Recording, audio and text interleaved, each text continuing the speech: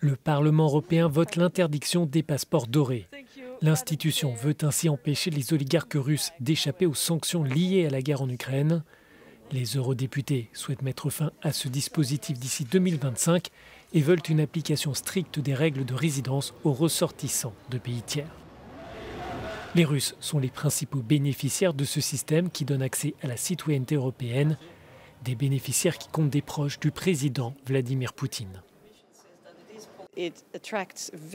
Cela attire des personnes louches, des affaires louches. Nous voyons par exemple qu'il y a beaucoup d'oligarques russes qui ont acheté leur citoyenneté ou leur résidence dans l'Union européenne.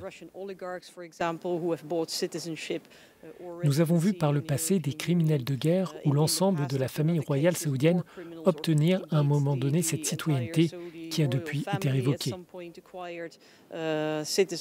Il ne s'agit pas d'investissement légitime dans l'économie de l'Union européenne.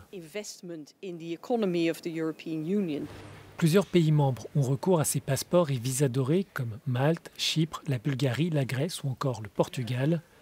Les autorités maltaises assurent qu'elles suspendent temporairement ce dispositif pour la Russie et le Bélarus. Au moins 130 000 personnes ont ainsi obtenu un passeport de l'Union, ce qui a rapporté plus de 21 milliards d'euros pour les pays qui les ont offerts. Une fois obtenu, il est difficile de révoquer la citoyenneté, mais pas impossible. Cela a été fait pour une poignée de cas à Chypre et à Malte lorsqu'il s'est avéré que toutes les informations n'avaient pas été transmises au cours de la procédure de demande.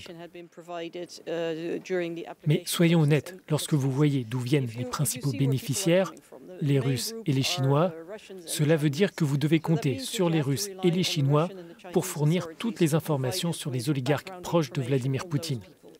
Et que pensez-vous de la réponse des autorités russes?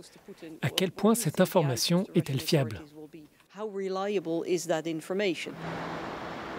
Cette résolution sera soumise à la Commission européenne et au Conseil pour examen avant une éventuelle décision politique.